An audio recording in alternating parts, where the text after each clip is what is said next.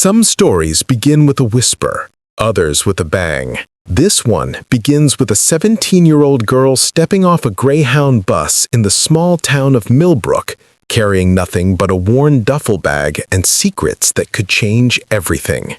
Her name was Maya Chen, and she had exactly $47 to her name, a fake ID that claimed she was 18, and a past that followed her like a shadow she couldn't shake. Before we jump back in, tell us where you're tuning in from, and if this story touches you, make sure you're subscribed, because tomorrow I've saved something extra special for you.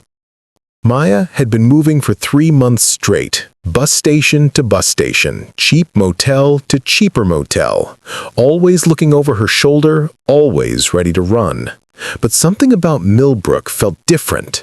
Maybe it was the way the autumn leaves painted the main street in shades of gold and crimson. Or maybe it was simply exhaustion finally catching up with her. Either way, she made a decision that would change not just her life, but the lives of everyone she was about to encounter. The town was the kind of place where everyone knew everyone, where secrets were currency, and newcomers were either embraced or ostracized within days. Maya rented a tiny studio apartment above Mrs. Patterson's bakery with her last month's savings, using the name Sarah Williams, close enough to her real name that she'd remember to respond, different enough to keep her hidden from those who might be looking. What the residents of Millbrook didn't know about their newest arrival was that Maya Chen had spent the last 5 years training in 3 different martial arts disciplines, not by choice, but by necessity. Her father, Dr. James Chen, had been a respected surgeon who discovered something he shouldn't have about his hospital's board of directors, something involving medical fraud, insurance scams, and money that disappeared into offshore accounts. When he tried to expose the truth, powerful people decided he was a problem that needed to be eliminated. Maya had watched her father die in what the police called a random mugging gone wrong, but she knew better. She'd seen the men in expensive suits watching their house for weeks. She'd heard the threatening phone calls, and she'd barely escaped with her life when those same men came for her, believing she might have evidence of her father's discoveries. For 5 years, she'd lived off the grid with her father's former military buddy, Chen Hui, who taught her Krav Maga, Brazilian Jiu-Jitsu, and traditional Shaolin Kung Fu. "Your father saved my life in Afghanistan," he'd told her during their first brutal training session. "Now I'm going to make sure you can save your own." The training had been relentless, designed not for competition or sport, but for survival in the real world. Chen Hui also taught her other skills: how to read people's intentions, how to blend into a crowd, how to spot danger before it spotted her. But most importantly, he taught her control. Violence should always be the last option, he'd said countless times, but when it becomes necessary, make it count. Now, standing in the middle of Millbrook's main street, Maya tried to push those memories away. She was tired of running, tired of looking over her shoulder, tired of being afraid. Maybe here, in this sleepy town where the biggest drama was usually who won the annual pie contest, she could finally have something resembling a normal life. She enrolled in the local high school under her new identity, claiming to be a transfer student whose parents had died in a car accident. The guidance counselor, Mrs. Henderson, had been sympathetic and helpful, arranging for her to start classes immediately. Maya was naturally intelligent. Her father had made sure she stayed ahead in her studies, even while they were hiding, so she easily tested into advanced classes. Her first few days at Millbrook High were a careful exercise in invisibility. She kept her head down, spoke only when spoken to, and observed everything. The school's social hierarchy was typical of small towns. The popular kids who came from old money families, the athletes who carried the town's football dreams, the academic overachievers destined for big city colleges, and everyone else fighting for scraps of recognition. Maya had no interest in climbing any social ladders. She just wanted to graduate quietly and figure out what came next. But even in her attempts at invisibility, she couldn't help but notice the 3 boys who seemed to rule the school through intimidation and fear. Tyler Brennan was the ringleader, quarterback of the football team, son of the town's biggest real estate developer, and someone who'd never heard the word no in his entire privileged life. His accomplices were Jake Morrison, whose father owned the largest construction company in the county, and Derek Hayes, who made up for his lack of family connections with pure viciousness and a complete absence of empathy. Maya watched them operate from a distance, seeing how other students would literally cross hallways to avoid them, how teachers would look the other way when they pushed smaller kids around, how they treated the school like their personal kingdom. She'd seen their type before. Bullies who'd never faced real consequences, who believed their family names and their parents' money made them untouchable. But Maya also noticed something else. Their arrogance was their weakness. They were so used to people backing down, so accustomed to winning through intimidation alone, that they'd never learned to actually fight. All their power came from the perception that they were dangerous, not from any real skill or toughness. Still, Maya had no intention of getting involved. She had bigger problems than high school bullies, and the last thing she needed was attention. She would graduate, disappear again, and hopefully find somewhere safe to build a real life. That plan lasted exactly 2 weeks. Maya cursed silently. She'd chosen her seat strategically, but she hadn't counted on being the only person sitting alone in the middle section. To a predator like Tyler, a lone target looked like easy prey. She saw him whisper something to his friends, saw them grin and nod, and knew immediately that her peaceful evening was about to become something else entirely. The 3 boys began moving toward her row, and Maya felt the familiar tension building in her shoulders. The same feeling she'd had right before those men had tried to grab her in Chicago. The same instinct that had kept her alive for 5 years. But this wasn't a life-or-death situation, she reminded herself. These were just small-town bullies looking for attention. She could handle this without violence. She had to. "Excuse me," Tyler said, his voice dripping with fake politeness as he stopped at the end of her row. "I think you're in our seats." Maya looked at him calmly. She'd bought a ticket for seat 14C, exactly where she was sitting. The boys were clearly lying, but she also knew that creating a scene would draw exactly the kind of attention she'd been trying to avoid for weeks. The smart play was to just move, let them have their petty victory, and find another seat.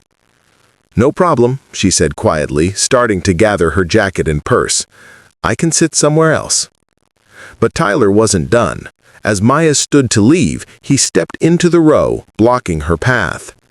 "Actually," he said, loud enough for half the theater to hear, "maybe you should consider going home entirely. This movie might be a little too intense for someone like you." His friends laughed, and Maya felt every eye in the theater turning toward them. She recognized the game Tyler was playing. Public humiliation was part of the fun for him.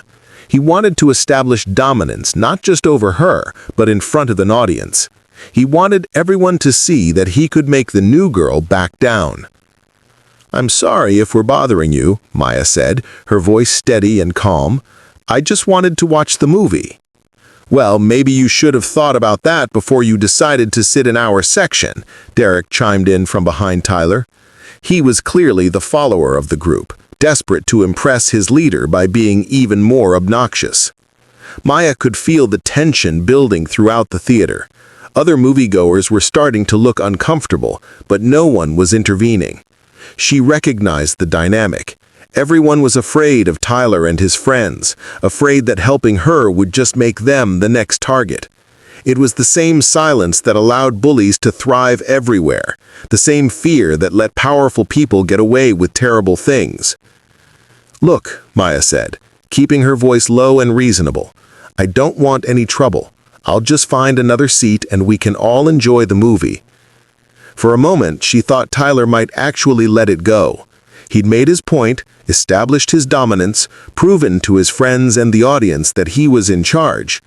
A smarter bully would have taken the victory and moved on. But Tyler Brennan had been handed everything his entire life, and he'd never learned when to push back. More importantly, he'd never learned to recognize when he was dealing with someone genuinely dangerous. "You know what?" he said, stepping closer to Maya, invading her personal space in a way that made several people in nearby seats visibly uncomfortable. I don't think you belong in this theater at all. Maybe you should go back to whatever hole you crawled out of. Maya felt something shift inside her chest, a familiar cold feeling that she'd learned to recognize as a warning sign. Her martial arts instructor had taught her about the moment when someone crosses the line from nuisance to threat, when de-escalation stops being an option and survival instincts have to take over. Tyler reached out and put his hand on her shoulder, not quite pushing, but applying pressure, trying to force her to back down physically. "What do you say, new girl? Ready to leave?" That's when Maya made a decision that would change everything. "Take your hand off me," she said quietly, her voice carrying a tone that made Jake and Derek unconsciously take a step back. Tyler, however, was too drunk on his own power to recognize the warning. Instead of backing down, he pushed harder. What happened next unfolded in slow motion, the way violence always does when you're trained to see it coming. Tyler's hand moved from Maya's shoulder to her arm, his grip tightening as he tried to physically force her toward the aisle. It wasn't quite an attack, not yet, but it was enough of a threat that Maya's body began responding before her mind had time to intervene. "I said move," Tyler demanded, his voice getting louder and more aggressive. The alcohol on his breath was overwhelming, and Maya could see in his eyes that he was past the point of reason. He was enjoying the power trip too much to stop now, feeding off the fear and discomfort of everyone watching. Maya looked around the theater one last time, hoping someone, anyone, would intervene. A teacher, a parent, even another student. But all she saw were turned backs and averted eyes. These people had been living under Tyler's reign of terror for so long that they'd forgotten how to stand up for what was right. They'd chosen their own safety over doing the right thing. And now a 17-year-old girl who just wanted to watch a movie was paying the price for their cowardice. Preparing and narrating this story took us a lot of time, so if you are enjoying it, subscribe to our channel. It means a lot to us. Now, back to the story. "Let go of me," Maya said one final time, her voice carrying the kind of quiet authority that comes from 5 years of training for exactly this moment. "Please." Tyler laughed, actually laughed, and tightened his grip on her arm. "What are you gonna do about it, princess? You gonna call your daddy?" That's when something inside Maya snapped. Not from anger, but from the cold, calculated realization that Tyler Brennan had just made the biggest mistake of his privileged life. He'd crossed the line from intimidation to physical assault. And more importantly, he'd done it in front of 40 witnesses who were now about to learn exactly why you should never underestimate someone just because they're new in town. "Wrong move," Maya said softly. It happened faster than most people could follow. Maya's left hand came up and trapped Tyler's wrist against her arm, while her right hand struck his elbow joint with just enough force to make him release his grip. The technique was pure Krav Maga, simple, efficient, and designed to end a threat quickly without causing permanent damage. Tyler stumbled backward, more surprised than hurt, but his friends immediately interpreted Maya's defensive move as an attack on their leader. Jake rushed forward first, probably thinking he was about to teach some uppity new girl a lesson about respecting the natural order of things. He learned differently. Maya sidestepped his clumsy charge and used his own momentum against him, grabbing his shirt and guiding him face first into the back of an empty seat. The sound of his nose breaking was audible throughout the theater, followed immediately by his agonized scream as blood began pouring down his face. Derek hesitated for just a moment, long enough to realize that maybe this wasn't going to go the way they had planned, but Tyler was already shouting at him to help. Loyalty to his leader overcame common sense, and Derek came at Maya from her right side, trying to grab her around the waist and wrestle her to the ground. Maya had been training for this exact scenario for 5 years. Multiple attackers, confined space, innocent bystanders nearby. Her instructor had drilled it into her hundreds of times. Stay calm, use their aggression against them, end it quickly before someone gets seriously hurt. She ducked under Derek's grab and came up with an elbow strike to his solar plexus that dropped him to his knees, gasping for air. A follow-up knee to his shoulder sent him sprawling into the aisle where he curled up in a ball and tried to remember how to breathe. The entire exchange had taken less than 10 seconds. Two of Tyler's friends were down, the theater was in chaos, and Maya was standing calmly in the middle of it all, barely breathing hard. But Tyler wasn't done yet. "You crazy bitch!" he screamed, charging at Maya with the kind of wild, unfocused rage that comes from someone who's never actually been in a real fight. He was bigger than her, stronger than her, and absolutely certain that he could overpower one girl no matter how lucky she'd gotten with his friends. Maya waited until the last possible second, then stepped aside and used Tyler's own charging momentum to send him crashing over the seats behind her. He landed hard on his back, the wind knocked out of him, staring up at the ceiling with a look of absolute confusion. The theater erupted. People were screaming, running for the exits, pulling out phones to call the police. In the span of 30 seconds, Maya had gone from unknown new girl to the most talked-about person in Millbrook. But more importantly, she'd sent a message that would echo through the town for weeks to come. The age of Tyler Brennan's unchallenged dominance was over. Maya looked around at the chaos she'd created and felt a familiar mixture of satisfaction and regret. Satisfaction because 3 bullies had finally learned that actions have consequences. Regret because her carefully constructed new life was about to become very, very complicated. Tyler struggled to his feet, his face red with humiliation and rage.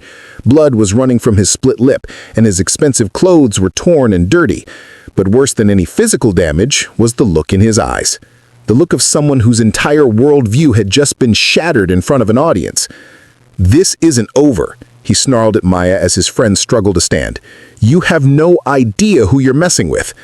Maya looked at him calmly, feeling the familiar coldness settle over her like armor. "Neither do you," she replied quietly. And she was right. Tyler Brennan had no idea that he'd just picked a fight with someone who'd been preparing for war since she was 12 years old. What Tyler, Jake, and Derek hadn't anticipated was that their humiliating defeat would trigger something far more dramatic than just a teenage fight. As the 3 boys struggled to comprehend what had just happened to them, the ripple effects of Maya's counterattack began spreading through the theater like wildfire. It started with Mrs. Henderson, the guidance counselor who had helped Maya enroll in school. She'd been sitting 3 rows behind the altercation with her husband, enjoying what was supposed to be a quiet date night. When she saw Tyler Brennan, the same boy whose parents had donated a new computer lab to the school and whose family lawyer had made several of his previous incidents disappear, lying flat on his back with blood on his face, she knew that everything was about to change. "Oh my God," she whispered to her husband. "That's Sarah Williams, the transfer student." But even as she spoke, Mrs. Henderson realized she was looking at something that didn't add up. The girl she'd enrolled 2 weeks ago was supposed to be a quiet, traumatized orphan who just wanted to finish high school peacefully. The person standing calmly in the middle of what looked like a war zone was someone entirely different. Someone with the kind of composure and capability that came from serious training and real-world experience. The exodus began slowly, then picked up momentum as the reality of the situation sunk in. The couple sitting directly behind where the fight had occurred were the first to leave, gathering their things with shaking hands and hurrying toward the exit. They were followed by the Thompson family, who'd brought their 2 young children for what was supposed to be a fun Friday night out. "Mommy, why is that boy bleeding?" 8-year-old Emma Thompson asked loudly, pointing at Jake, who was still trying to stop his nosebleed with theater napkins. "We're leaving, sweetheart," her mother replied, scooping up the little girl and motioning frantically for her husband to collect their son. "Right now." The panic was contagious. Within minutes, the entire middle section of the theater, roughly 30 people, were filing toward the exits in various states of shock, fear, and confusion. Some were calling 911 on their phones, others were trying to record video of the aftermath, and a few were just staring at Maya like they'd witnessed a supernatural event. Tyler finally managed to stand, his legs shaky and his pride in tatters. Blood from his split lip had stained his expensive polo shirt, and there was a growing bruise on his cheek where he'd hit the seats.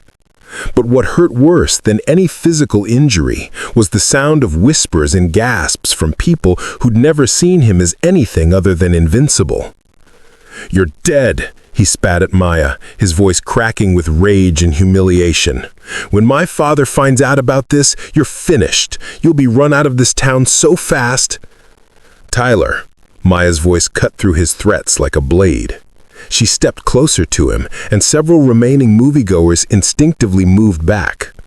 "Your father isn't here. Your money isn't here. Your family name isn't here. Right now, it's just you and me, and you've already seen how that turns out." The theater manager, a nervous man in his 50s named Bob Watkins, finally arrived from the lobby where he'd been dealing with a broken popcorn machine.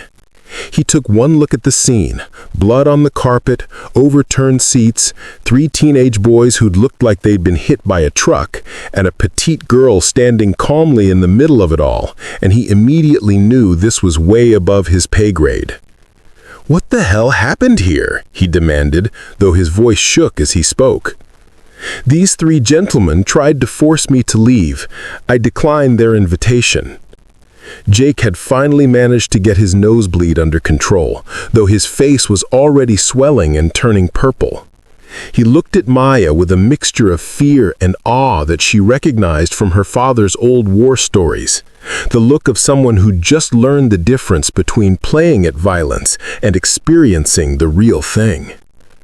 Derek was still sitting on the floor, holding his shoulder and trying to figure out how a girl half his size had made him feel like he'd been hit by a car. His tough guy persona had completely evaporated, replaced with the kind of vulnerability that comes from having your illusions about yourself brutally shattered. "She attacked us," protested Tyler to Bob, trying to regain some authority. "We were just asking her to move and she went crazy. She's dangerous." Maya looked at him with something that might have been pity. "I gave you multiple chances to walk away. You chose this outcome." The sound of sirens were getting closer, and Maya knew her time was running out. In a few minutes, this would become an official incident involving police reports, witness statements, and the kind of scrutiny that could expose her carefully constructed identity. She needed to control the narrative before it spiraled completely out of control. "Mr. Watkins," she said to the theater manager, "I want to apologize for the disruption to your business. These 3 young men became physically aggressive when I refused to give up my seat, and I defended myself. I'm willing to pay for any damage to the theater." Bob looked around at the overturned chairs and blood spots on the carpet, then at the 3 boys who looked like they'd been through a blender. He'd known Tyler, Jake, and Derek since they were kids, and he'd seen them intimidate and terrorize other people countless times. And he'd also heard the rumors about things they'd done that had been covered up by their family's influence and money. For the first time in years, Bob Watkins decided to do the right thing instead of the safe thing. "From what I saw," he announced loudly enough for the remaining witnesses to hear, "this young lady was defending herself against 3 aggressors who initiated physical contact. I'll be happy to share that assessment with the police when they arrive." Tyler's face went white. In all his years of getting away with increasingly serious behavior, he'd never encountered an adult who was willing to stand up to his family's influence. The realization that he might actually face consequences for his actions was more terrifying than any physical beating. "You don't understand," Tyler said desperately. "My father—" "Your father isn't here," Bob interrupted. "And I don't care who he is. What I care about is that you brought violence into my theater and threatened one of my customers." The theater was now almost completely empty except for Maya, the 3 boys, Bob, and a handful of witnesses who were too shocked to leave. The sirens were getting closer, and Maya could see the flashing lights through the theater's front windows. She looked around at the scene one last time, the overturned seats, the bloodstains, the 3 bullies who would never be quite the same again, and felt a familiar mixture of satisfaction and sadness. She'd won this battle, but she'd also painted a target on her back that would be visible from orbit. Maya gathered her jacket and purse, preparing to face whatever came next. As she walked toward the aisle, she paused next to Tyler, who was still struggling to comprehend how quickly his world had been turned upside down. "This was your choice," she said quietly, her voice carrying the weight of someone who'd seen much worse than small-town bullying. "Remember that." The Millbrook Police Department consisted of exactly 4 officers, a dispatcher, and Chief Patricia Morrison, Jake's aunt, though she'd spent most of her career trying to pretend they weren't related. When the call came in about a violent altercation at the movie theater involving multiple injuries, she knew immediately that her quiet Friday evening was about to become much more complicated. Chief Morrison arrived at the theater to find a scene that challenged everything she thought she knew about her small town. 3 of the area's most prominent teenage boys were sitting on the curb, looking like they'd been run over by a truck. Jake's nose was clearly broken, Derek was favoring his left shoulder, and Tyler had the shell-shocked expression of someone whose entire worldview had just collapsed. Standing nearby, calm and composed, despite having apparently caused all this damage single-handedly, was a girl Morrison had never seen before. She was maybe 5'4", couldn't have weighed more than 120 pounds, and was giving a statement to Officer Rodriguez with the kind of measured precision that usually came from people who dealt with law enforcement before. "Chief," Officer Rodriguez said as Morrison approached, "we've got a situation here. This young lady claims she was defending herself against these 3 boys, but..." "But what?" Morrison asked, though she could already see the problem. The disparity between Maya's size and the extent of the boys' injuries didn't make sense unless there were facts that weren't immediately apparent. "Well, look at them," Rodriguez gestured toward Tyler, Jake, and Derek, "and look at her. Something doesn't add up." Chief Morrison had been a cop for 22 years, and she'd learned to trust her instincts about people. As she studied Maya Chen, though she knew her as Sarah Williams, she saw something that made her stomach tighten with recognition. The girl's posture, the way she kept track of everyone's positions, the calm demeanor despite being at the center of a chaotic situation, these were all signs of someone who'd been trained for violence and was comfortable with it. "Ms. Williams," Morrison said, reading from Rodriguez's notes, "can you walk me through what happened here?"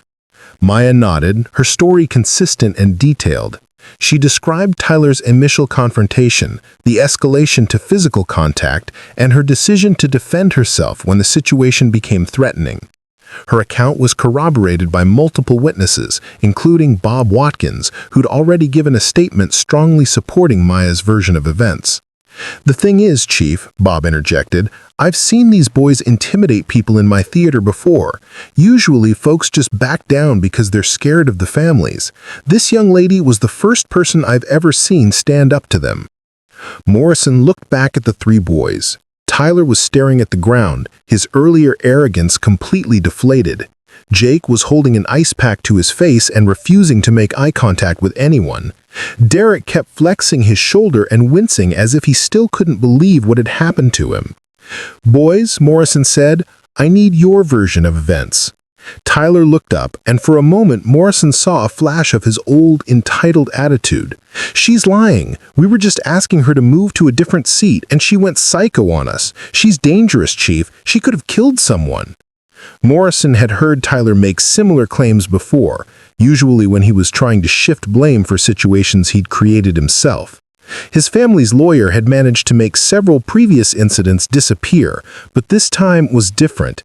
This time there were too many witnesses, too much physical evidence, and most importantly, Tyler was clearly the aggressor. "Mr. Brennan," Morrison said formally, "according to multiple witness statements, you initiated physical contact with Ms. Williams after she politely attempted to leave the situation. Is that accurate?" Tyler's face reddened. "I barely touched her, and look what she did to us." "What I see," Morrison replied, "is 3 young men who picked a fight with someone they assumed couldn't defend herself. What I don't see is any evidence that Ms. Williams used excessive force or continued her defense after the threat was neutralized." The truth was, Morrison was impressed. Maya had managed to defend herself against 3 larger attackers without causing any permanent damage. Jake's nose would heal, Derek's shoulder was bruised but not dislocated, and Tyler's injuries were minor. For someone with Maya's apparent skills, showing that kind of restraint required serious discipline and training.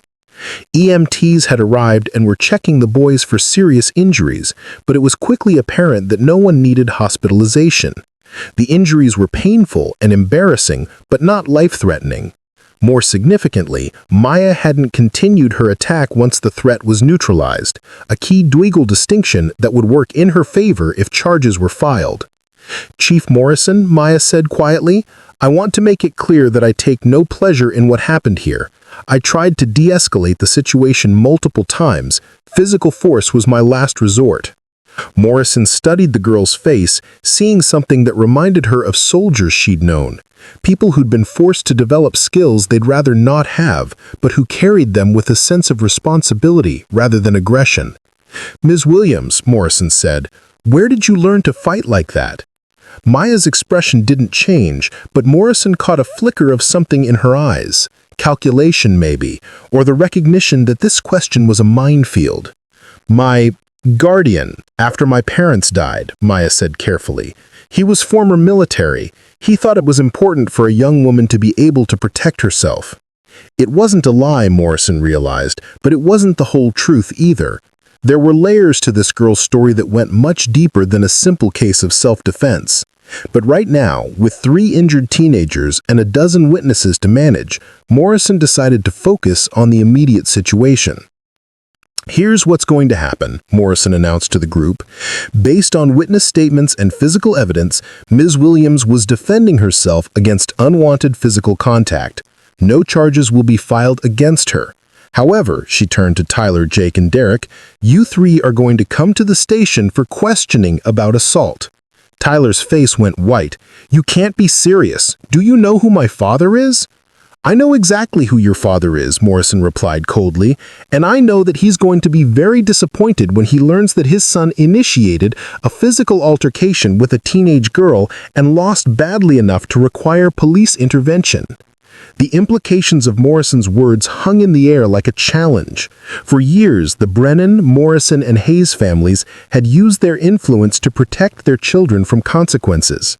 Tonight, that protection was being publicly withdrawn by the one person in town with the authority to do so. Maya watched the exchange with interest, recognizing the political undercurrents that were now swirling around her situation. She'd managed to win the immediate battle, but she was beginning to understand that the war was just getting started. By Saturday morning, the story of what happened at the Millbrook cinema had spread through town like wildfire. But like all stories passed from person to person, it had begun to evolve and take on a life of its own. Some versions had Maya using secret ninja techniques learned from mysterious martial arts masters. Others claimed she was part of a government program training teenage super soldiers. A few particularly creative tellings suggested she might have supernatural powers. The truth, as usual, was both simpler and more complicated than the rumors. Maya woke up in her small apartment to the sound of her phone buzzing with notifications from social media accounts she'd created as part of her cover identity. Someone had managed to get video of the aftermath at the theater, and clips of Tyler, Jake, and Derek looking beaten and humiliated were already circulating on TikTok, Instagram, and Snapchat. She scrolled through the comments with a mixture of amusement and concern. Most of the responses were celebratory, students from Millbrook High sharing stories of times when Tyler and his friends had bullied them, expressing satisfaction that someone had finally stood up to the town's untouchable princes. But there were also darker comments, threats and warnings that made it clear she'd made powerful enemies along with her newfound admirers. The first knock on her door came at 8:30 a.m. Maya looked through the peephole to see Mrs. Patterson, her elderly landlord, standing in the hallway with a plate of fresh pastries and an expression of barely contained excitement. "Sarah, dear," Mrs. Patterson said when Maya opened the door, "I brought you some breakfast, and I wanted to tell you how proud I am of what you did last night." Maya accepted the pastries gratefully, though she was surprised by the older woman's enthusiasm. "Mrs. Patterson, I hope you know that I didn't want any trouble. I was just trying to watch a movie." "Oh, sweetheart," Mrs. Patterson said, her eyes bright with something that looked like vindication. "You don't understand what you've done. Those boys have been terrorizing this town for years. Their families have so much money and influence that no one's ever been able to stop them. You didn't just defend yourself last night. You gave hope to every person who's ever been afraid of them." As Mrs. Patterson spoke, Maya began to understand that her confrontation with Tyler, Jake, and Derek had tapped into something much larger than teenage bullying. This was a community that had been living under the thumb of a few powerful families for so long that they'd forgotten what it felt like to fight back. The second knock came an hour later. This time it was Chief Morrison, and her expression was much more serious than Mrs. Patterson's had been. "Miss Williams," said Morrison, "we need to talk." Maya invited her in, offering coffee and trying to read the police chief's mood. Morrison accepted the coffee but remained standing, studying Maya's apartment with the practiced eye of someone who had searched hundreds of rooms during her career. "You've got interesting reading material," Morrison observed, noticing the stack of books on Maya's small table. Military history, tactical manuals, books on psychology and conflict resolution. Not typical reading for most teenagers. "I like to stay informed," Maya replied carefully. "I bet you do." Morrison sipped her coffee and continued her visual inventory of the apartment. "Here's the thing, Miss Williams, or whatever your real name is. I've been a cop for over 2 decades, and I can recognize someone who's running from something. The question is whether what you're running from is going to bring trouble to my town." Maya felt her carefully constructed cover story beginning to crack under Morrison's scrutiny. The police chief wasn't just suspicious. She was experienced enough to spot inconsistencies that might escape others. "I don't know what you mean," Maya said, but even she could hear how unconvincing it sounded. Morrison set down her coffee cup and looked directly at Maya. "A 17-year-old girl doesn't develop the kind of fighting skills you displayed last night without serious training and good reasons. Those books aren't casual reading. They're the kind of material someone studies when they're preparing for war. And your whole story about being an orphaned transfer student has holes big enough to drive a truck through." The two women stared at each other across the small apartment, and Maya realized she was facing a decision point. She could continue lying, but Morrison was clearly smart enough to see through her deception, or she could trust someone for the first time in 5 years and hope it didn't get her killed. "If I tell you the truth," Maya said slowly, "will you promise to hear the whole story before you decide what to do about it?" Morrison nodded. "I'm listening." Maya took a deep breath and began to talk. She told Morrison about her father's discovery of medical fraud, about the men in expensive suits who'd made him disappear, about 5 years of running and hiding and training for the day when her past would finally catch up with her. She talked about Chen Wei and the skills he'd taught her, about the constant fear of being found, about the desperate hope that maybe Millbrook could be the place where she finally stopped running. When she finished, Morrison was quiet for a long time, processing everything she'd heard. "Why should I believe any of this?" Morrison finally asked. Maya walked to her small closet and pulled out a box she'd hidden behind her winter clothes. Inside were documents, photographs, and newspaper clippings that told the story of Dr. James Chen's death and the investigation that had gone nowhere. There were also letters from Chen Wei, references to the training he'd provided, and evidence of the false identities Maya had used during her years of hiding. Morrison studied the materials carefully, her expression growing more serious as she read. When she looked up, her entire demeanor had changed. "Jesus Christ. You're 17 years old and you've been living like this for 5 years?" Maya nodded, feeling vulnerable in a way she hadn't experienced since her father's death. "Chief Morrison, I never wanted to bring trouble to this town. I just wanted to graduate high school and figure out what to do with my life. But those boys last night? Those boys got exactly what they deserved, and anyone who says otherwise will answer to me." She paused, thinking. "But you're right about bringing trouble. If what you're telling me is true, then the people who killed your father are still out there, still looking for you. And last night's incident is going to bring attention, the kind of attention that might help them find you." Maya felt the familiar coldness settling over her, the resignation that came with knowing she'd have to run again just when she'd started to hope for something better. But Morrison wasn't finished.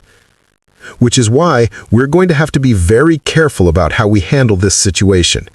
Because I'll be damned if I'm going to let some corrupt businessman chase a good kid out of my town. Chief Morrison's unexpected alliance would prove to be the first domino in a chain reaction that would reshape Millbrook's power structure forever. But before that transformation could take place, Maya would have to survive the immediate backlash from three of the town's most influential families. The counterattack began Monday morning at Millbrook High School, where Maya arrived to find that everything had changed overnight. The hallway conversations that had buzzed with excitement over the weekend took on a different tone when the reality of social hierarchies reasserted itself. Students who had celebrated her victory in private messages were now careful not to be seen talking to her in public, afraid of becoming targets themselves. Maya understood the dynamics at play. She'd seen it before in other schools, other towns, the way people could admire someone's courage from a distance while being too afraid to associate with them directly. It wasn't cowardice, exactly, but self-preservation in a system where crossing the wrong families could have consequences that lasted for years. Tyler, Jake, and Derek had returned to school as well, though they looked like walking advertisements for the dangers of picking fights with the wrong person. Jake's nose was bandaged and both his eyes were blackened. Derek wore a sling on his left arm and moved like every step caused him pain. Tyler's physical injuries were less severe, but the damage to his reputation was catastrophic. Maya watched them navigate the hallways and saw something she recognized from her own experience with trauma. The way violence changes you, even when you're the one who started it. Tyler's swagger was gone, replaced with the kind of hypervigilance that comes from learning you're not invincible. His friends stayed close to him, but their body language had changed too. They were no longer predators stalking through their territory. They were wounded animals unsure of their place in the ecosystem. The first direct challenge came during third-period English class, when Tyler's girlfriend, Brittany Summers, decided to make a statement. Brittany was the kind of girl who'd built her entire identity around being associated with the most powerful boy in school, and Maya's victory had threatened the foundation of her social status. "I can't believe they're letting her stay in school," Brittany said, loud enough for the entire class to hear, though she was pretending to talk to her friend Jessica. "She could have killed someone. What if she decides to attack other people?" Maya continued reading her assigned chapter of To Kill a Mockingbird, finding the irony of the book's themes particularly relevant to her current situation. But she could feel the tension in the classroom ratcheting up, as other students began to take sides in a conflict that was rapidly becoming more than just a movie theater incident. "I heard she knows, like, secret government fighting techniques. Maybe she's some kind of spy or assassin." Mrs. Chen, no relation to Maya despite the shared surname, tried to maintain control of her classroom, but the undercurrents of conflict were too strong to ignore. "Ladies, please focus on your reading assignment." But Brittany wasn't finished. "I just think it's scary that someone that dangerous is walking around our school. What if she snaps again?" Maya finally looked up from her book, meeting Brittany's gaze with the kind of calm that had intimidated much more dangerous people than a teenage girl trying to protect her boyfriend's reputation. "Brittany, your boyfriend and his friends made a choice to use physical force against someone they thought couldn't defend herself. They were wrong about my capabilities, but more importantly, they were wrong about what kind of person I am. I don't attack people. I defend myself when necessary." "That's not what I heard," Brittany shot back, emboldened by the audience. "I heard you went crazy and started beating people up for no reason." Maya closed her book and turned to face Brittany fully. The classroom went completely silent, and Mrs. Chen made no attempt to intervene, sensing that this confrontation needed to play out. "What you heard," Maya said, her voice carrying just enough edge to make several students shift uncomfortably in their seats, was a story told by three boys who don't want to admit they got outfought by someone half their size. But since you weren't there, let me tell you what actually happened." Maya stood up, and Brittany instinctively leaned back in her chair. "Tyler put his hands on me without permission. When I asked him to stop, he refused and escalated the situation. When his friends joined in, they turned a simple request into a 3-on-1 assault. I defended myself using the minimum force necessary to end the threat. At no point did I attack anyone who wasn't actively trying to hurt me." The classroom was so quiet that the sound of the heating system seemed deafening. Maya looked around at her classmates, seeing fear, admiration, and confusion in their faces. "But here's what I want you all to understand," Maya continued. "I didn't want that fight. I tried to avoid it. And I take no pleasure in having hurt people, even people who were trying to hurt me.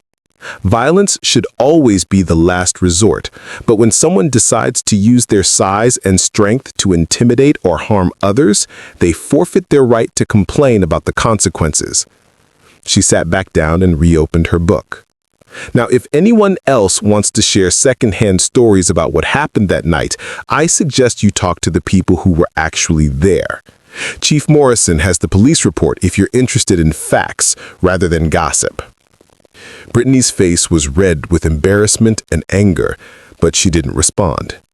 Maya had managed to turn her attack into a teaching moment, and the shift in classroom dynamics was palpable. Several students who had been afraid to look at Maya directly were now studying her with something approaching respect. Mrs. Chen cleared her throat. "I think we should return to our discussion of how prejudice and false accusations affect communities," she said, looking meaningfully at Brittany. "Chapter 12 has some particularly relevant themes." But Maya's public defense of her actions had an unintended consequence. Word of the exchange spread through the school within hours, reaching the ears of people who had been waiting for the right moment to respond to the movie theater incident. By the end of the school day, Maya would learn that her problems were just beginning.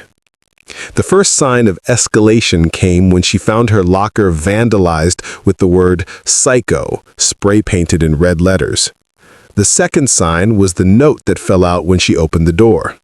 "We know who you are, Sarah Williams. Keep looking over your shoulder." Maya stared at the threatening message and felt the familiar coldness spreading through her chest. Someone had done their homework, and that meant that her carefully constructed cover identity was beginning to unravel. Worse, it meant that the people who'd written the note knew exactly how to hurt her, not through physical violence, but through exposure. She looked around the emptying hallway, wondering who was watching her, who had written the note, and how much they actually knew about her real identity. The paranoia that had kept her alive for 5 years was kicking into high gear, and every face in the crowd suddenly looked like a potential threat. Maya closed her locker and walked toward the exit, her mind racing through contingency plans and escape routes. She had been in Millbrook for 3 weeks, longer than she'd stayed anywhere since leaving Chenway's protection. Part of her had started to hope that maybe this time would be different, that maybe she could build something resembling a normal life. But as she stepped into the October afternoon, Maya realized that her past was finally catching up with her, and the real fight was just beginning. Chief Morrison didn't waste time after her conversation with Maya. By Monday afternoon, she was making phone calls to contacts in federal law enforcement, trying to verify the details of Dr. James Chen's death and the investigation that had supposedly gone nowhere. What she discovered made her stomach turn and her determination harden. The official story was exactly as Maya had described. A respected surgeon had been killed in what appeared to be a random mugging, leaving behind a teenage daughter who'd subsequently disappeared into the foster care system. But Morrison's contact at the FBI, Agent Sarah Liu, painted a very different picture when they spoke off the record. "Patricia," Liu said over a secure phone line, "I remember the Chen case. There were a lot of people who wanted that investigation to continue, but it got shut down from above. Word was that Dr. Chen had stumbled onto something involving Medicare fraud, insurance scams, and some very powerful people in the healthcare industry. Morrison felt pieces clicking into place. What happened to the daughter, Maya Chen? Officially, she was placed with a family friend and has been living a normal life since then. Unofficially, she disappeared completely. No paper trail, no digital footprint, nothing. Either she's dead or someone taught her how to stay invisible. She's not dead, Morrison said grimly. She's in my town, and she's 17 years old, and she's been living like a fugitive for 5 years. There was a long pause on the other end of the line. Jesus, Patricia, if she's really Maya Chen, then she's in serious danger. The people who killed her father have never stopped looking for her. They're convinced she has evidence that could destroy them. Morrison looked out her office window at the peaceful streets of Millbrook, wondering how her quiet town had become ground zero for a conspiracy that reached into the highest levels of the medical establishment. What kind of evidence? Her father was building a case file, documents, recordings, financial records, everything he needed to expose a network that was stealing millions from Medicare and Medicaid. When he died, that evidence disappeared, but the people involved have always assumed his daughter might know where it is. The conversation continued for another 20 minutes, during which Morrison learned that the conspiracy Dr. Chen had uncovered involved not just hospital administrators, but politicians, insurance executives, and at least 3 sitting federal judges. The stakes were high enough that murder had been considered an acceptable solution to their problem. When Morrison hung up, she sat in her office for a long time, thinking about a 17-year-old girl who'd been carrying this burden alone for 5 years. Then she picked up her phone and called the one person in town she trusted completely, her deputy, Officer Maria Rodriguez. "Maria," Morrison said when Rodriguez answered, "I need you to do something for me, and I need you to keep it completely confidential." "What's going on, Chief?" "I want you to start keeping an eye on Sarah Williams, discreetly. I have reason to believe she might be in danger, and I want to make sure nothing happens to her on our watch." Rodriguez was quiet for a moment. "This is about the theater incident, isn't it? There's more to that story than what's in the official report." "Much more," Morrison confirmed. "But I can't give you details right now. I just need to know that someone's watching out for her. Consider it done, Chief." Morrison's protective instincts weren't misplaced. Even as she was learning about the scope of the conspiracy Maya was hiding from, the reverberations from the movie theater incident were reaching ears that had been listening for any sign of Dr. Chen's daughter for 5 years. In a conference room 300 miles away, a man in an expensive suit was reviewing security footage that had been uploaded to social media from the Millbrook cinema incident. The video quality was poor, but enhancement software had cleaned it up enough to run facial recognition against databases that technically didn't exist. 97% match, the technician reported. "It's definitely Maya Chen." The man in the suit, Dr. Richard Blackwood, current chairman of the board at Methodist General Hospital and one of the key figures in the conspiracy that had killed Maya's father, smiled for the first time in months. After 5 years, the little bird finally flew out of her cage. "What do you want me to do?" asked the woman sitting across from him. Janet Sterling was officially a private investigator, but her actual job description was much more flexible and considerably more violent. "I want you to go to this Millbrook place and confirm it's really her," Blackwood said. "But be careful. From what we just saw, Dr. Chen's daughter isn't the helpless child we've been hunting. Someone taught her to fight." Sterling looked at the enhanced video frames showing Maya's efficient dismantling of 3 larger opponents. "Looks like someone taught her well. This could be more complicated than we anticipated." "I don't care how complicated it gets. Maya Chen is the only person alive who might know where her father hid his evidence. We've spent 5 years cleaning up loose ends and building our operation into a billion-dollar enterprise. I'm not going to let one teenager destroy everything we've built." Meanwhile, back in Millbrook, Maya was discovering that her problems weren't limited to mysterious threats in her locker. The parents of Tyler, Jake, and Derek had spent the weekend consulting with lawyers, private investigators, and each other, trying to figure out how to respond to their son's humiliating defeat. The Brennan family in particular was not accustomed to losing. Tyler's father, Robert Brennan, had built his real estate empire by crushing competitors and buying out anyone who stood in his way. The idea that his son had been beaten by a teenage girl was intolerable, but more importantly, it was bad for business. Brennan Development's reputation was built on the perception of power and control, and Tyler's defeat threatened that carefully cultivated image. Tuesday morning brought the first sign of their counterattack. Maya arrived at school to find that her enrollment status was being reviewed due to questions about her academic records. The guidance counselor, Mrs. Henderson, was clearly uncomfortable with the message she'd been asked to deliver. "Sarah, there are some discrepancies in your transcripts that need to be resolved. Until we can verify your previous coursework, you'll need to attend alternative study sessions rather than regular classes." Maya recognized a power play when she saw one. Someone with influence had decided to make her life difficult, hoping to pressure her into leaving town voluntarily.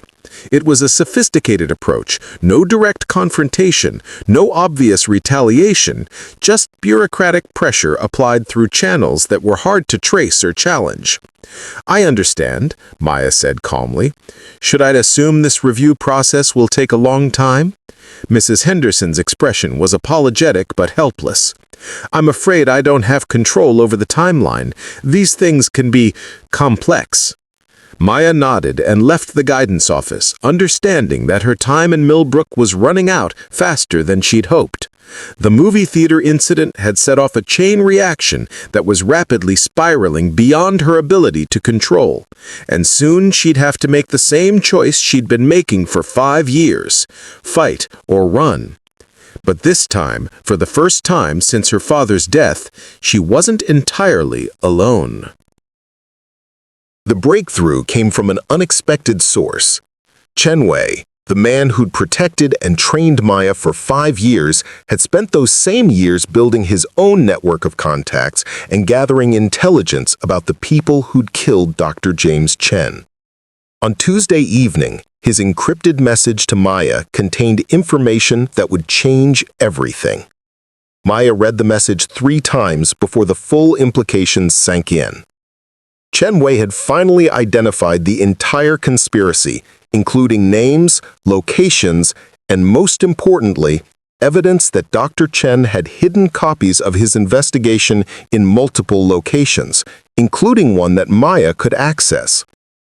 The evidence was hidden in a safety deposit box in the town where Maya had lived before her father's death, accessible only with a key and code that Dr. Chen had embedded in Maya's favorite childhood lullaby. She'd been carrying the location of the evidence with her for 5 years without realizing it. But Chen Wei's message also contained a warning that made Maya's blood run cold. The same facial recognition technology that had allowed him to track down the conspiracy had been used by the other side to identify her from the social media videos of the movie theater incident. Professional killers were already on their way to Millbrook. Maya stared at her phone screen, feeling the weight of 5 years of running and hiding pressing down on her shoulders. She could disappear again, use the skills Chen Wei had taught her to vanish into another identity in another town, or she could finally stand and fight, using the evidence her father had died protecting to end this nightmare once and for all. The decision was made for her when she heard footsteps on the stairs leading to her apartment. It was 11:30 p.m., and Mrs. Patterson never climbed those stairs that late. Maya moved silently to her window and looked down to see a black sedan parked across the street, the kind of anonymous government vehicle she'd learned to recognize during her years of hiding. Maya had less than 60 seconds to decide whether to run or fight, and for the first time in her life, she chose to fight.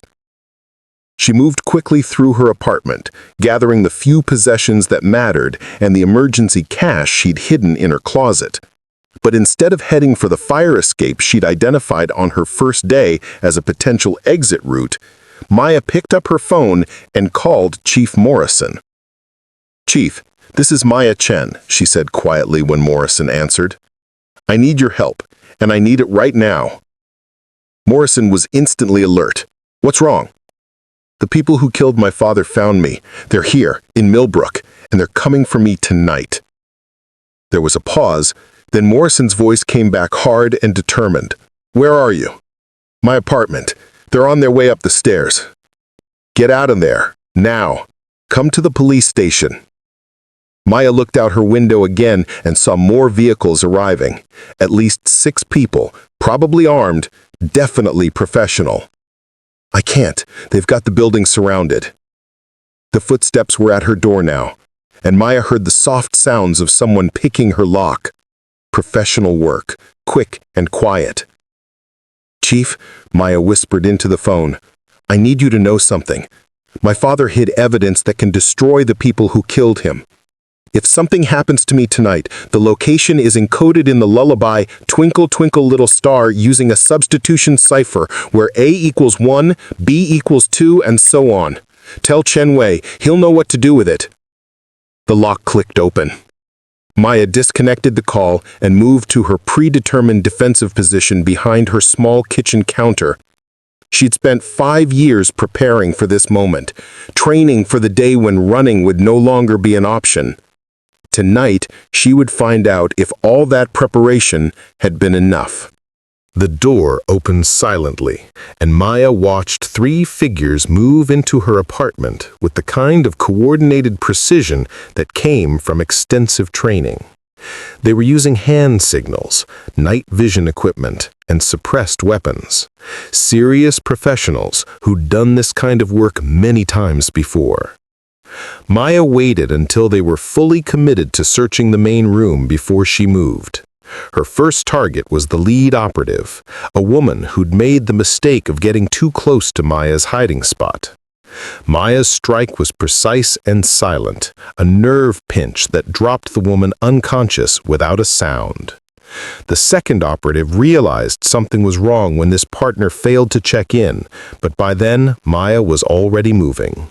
She used the apartment's layout to her advantage, turning furniture into obstacles and using the narrow hallway to prevent her attackers from surrounding her. The fight that followed was nothing like her confrontation with Tyler, Jake, and Derek. These were trained killers who knew how to work as a team, and Maya had to use every skill Chen Wei had taught her just to stay alive. But she had advantages they didn't expect. She knew the apartment's layout intimately. She was fighting for her life rather than just completing a mission. And most importantly, she'd spent 5 years preparing for exactly this scenario. When the last attacker fell unconscious, Maya was bleeding from a cut on her arm, and her apartment was destroyed, but she was alive. More importantly, she'd proven to herself that she could win against the people who'd been hunting her. But even as she zip-tied the unconscious operatives and prepared to call Chief Morrison, Maya knew this was just the beginning. The people who'd sent these killers would send more, and next time they'd be better prepared for her capabilities. It was time to stop running and start fighting back. It was time to finish what her father had started, even if it meant risking everything she'd built in Millbrook. The scared 17-year-old girl who'd arrived on a Greyhound bus 3 weeks ago was gone, replaced by someone who understood that sometimes the only way to find peace is to go to war. Chief Morrison arrived at Maya's apartment building to find a scene that looked like a war zone. The black sedans were still parked outside, but their occupants were nowhere to be seen. Morrison approached the building with her weapon drawn, calling for backup even though she knew her small department was no match for the kind of professionals who'd been hunting Maya Chen. She found Maya sitting calmly in her destroyed apartment, 3 unconscious operatives zip-tied on the floor around her. The teenager was applying pressure to a cut on her arm, but otherwise seemed remarkably composed for someone who'd just fought for her life. "Jesus Christ, Maya," Morrison breathed, taking in the scene. "Are you okay?" "I'm alive," Maya replied simply. "They won't be unconscious much longer, and there are probably more coming. We need to get out of here." Morrison looked at the three unconscious figures, professional killers who'd been taken down by a 17-year-old girl, and made a decision that would define the rest of her career. "No," she said firmly. "We're not running. It's time to end this." Over the next 4 hours, Morrison coordinated with federal law enforcement in a way that would have been impossible without Maya's inside knowledge of the conspiracy. The evidence Dr. Chen had hidden was retrieved. Chen Wei provided additional documentation he'd gathered over 5 years, and the unconscious operatives in Maya's apartment became cooperative witnesses once they realized their employers had sent them on a suicide mission. By dawn, arrest warrants had been issued for 17 people across 6 states, including Dr. Richard Blackwood, hospital board members, insurance executives, and the federal judges who'd been covering up the conspiracy. The Medicare fraud network that had killed Dr. James Chen was finally exposed, and the people responsible would face justice. But the most important change happened in Millbrook itself. When students arrived at school Wednesday morning, they found Tyler, Jake, and Derek waiting by Maya's locker. But instead of the arrogant bullies who terrorized the school for years, they were 3 humbled teenagers who'd spent the night learning about the real world from news reports about international conspiracies and professional assassins. "Sarah," Tyler said as Maya approached her locker, his voice lacking any of its usual swagger, "we need to talk." Maya studied his face, seeing something she recognized, the look of someone whose entire worldview had been shattered and rebuilt overnight. "What do you want, Tyler?" "I want to apologize," he said, and the words seemed to surprise him as much as they surprised everyone listening. "Not just for what happened at the theater, but for everything. The way we've treated people, the way we've acted like we owned this place. After hearing what you've been through, what you've been dealing with, I realized we've been acting like children." Jake stepped forward, his bandaged nose making his voice sound congested. "We heard about what happened last night, about the people who came after you. We had no idea. You couldn't have known. I didn't want anyone to know." Derek, still favoring his injured shoulder, looked around at the crowd of students who'd gathered to witness this unprecedented moment. "The thing is, we've been cowards. We've used our family's money and influence to intimidate people who couldn't fight back. But you showed us what real courage looks like." Maya looked at the 3 boys who'd been her enemies just days earlier, seeing something she hadn't expected, genuine remorse and the possibility of real change. "Courage isn't about fighting," she said. "It's about doing the right thing even when it's difficult. You want to apologize? Don't apologize to me. Apologize to every person you've hurt over the years. And then do better." Tyler nodded slowly. "We will. I promise we will." The crowd of students was growing, and Maya realized that everyone was waiting to see how this moment would resolve. She thought about everything that had happened since she'd arrived in Millbrook, the fear, the violence, the revelations, and finally, the possibility of something better. "Tyler," she said, her voice carrying clearly across the hallway, "do you want to know what real strength looks like? It looks like using your advantages to protect people instead of hurting them. It looks like standing up for people who can't stand up for themselves. It looks like being the kind of person others can count on instead of the kind they have to fear." She paused, looking around at all the faces watching her. "I've spent 5 years learning how to fight, but the most important thing I've learned is that fighting should always be the last resort. The real victory isn't beating your enemies, it's turning them into allies." Tyler extended his hand, and after a moment's hesitation, Maya shook it. The gesture was witnessed by half the school, and by lunchtime, the story had spread throughout Millbrook. The untouchable princes who'd ruled through fear had publicly acknowledged their mistakes and committed to change. More importantly, Maya Chen, who would now be able to use her real name, had shown an entire community that it was possible to stand up to bullies, no matter how powerful they seemed. 6 months later, Maya was still in Millbrook, living openly under her real name and attending school without fear. Tyler, Jake, and Derek had kept their promise, using their influence to protect rather than intimidate. The town had learned that sometimes the most dangerous-looking person in the room was actually the one fighting for justice. And Maya had learned something that 5 years of running hadn't taught her, that home isn't the place you run to, but a place where you choose to make a stand. The girl who'd arrived on a Greyhound bus carrying nothing but secrets and fear had become a young woman who understood that sometimes the greatest victory comes not from clearing the room with violence, but from filling it with hope. Up next, you've got 2 more standout stories right on your screen. If this one hit the mark, you won't want to pass these up. Just click and check them out. And don't forget to subscribe and turn on the notification bell so you don't miss any upload from us.